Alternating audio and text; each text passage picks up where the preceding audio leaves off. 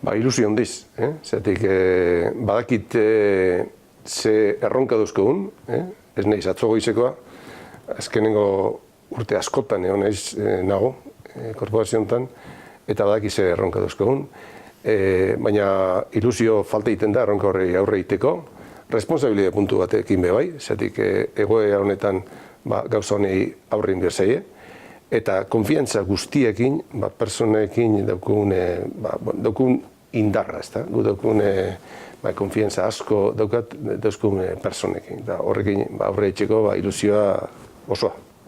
Ardatzak, azkenengo 8 hilabetean ibili gara hor, komisio gestora deitzen zaion horrekin, hor 4 pertsona egon die eta neu tartien, hor nolabaiteko lehenengo fase bat landu dugu, onartu dana eta hori eraman behar dana datorren hilean kongresura, ezta.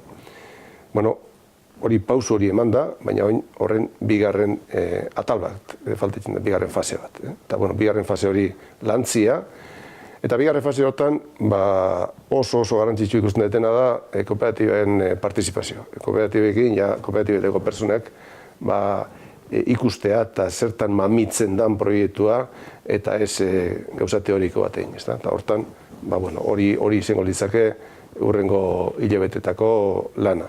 Lan gogorra da, baina nik uste dut aurre eta alikuna ondo. Nik esango nuke, esan dut neu ilusionatuta nagoela, eta nik uste dut ilusioa jende guztiek izan behar duela. Dauku erronka asko, lehen komentatu eten bezala, ez di egoera ekonomikoki gure inguru alde honetan, da geure korporazioen be, ez di egoera onenak.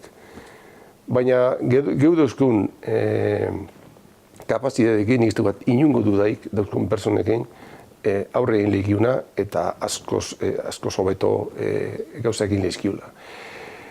Lehen izan deten hori, transformazioen behar dut, gure negozioak batzuk ez daude, neiko kompetitibidadekin, eta horrek aldatu beharko die, eta berrikuntza asko sartu beharko die, baina gu dauzkun esaten duten, gure daukun personekin, gauz daukun persona sekula baino jantzioa da, sekula baino jantzioak, eta horrekin nik ez dugu inungo dudaik aurre egingo dula.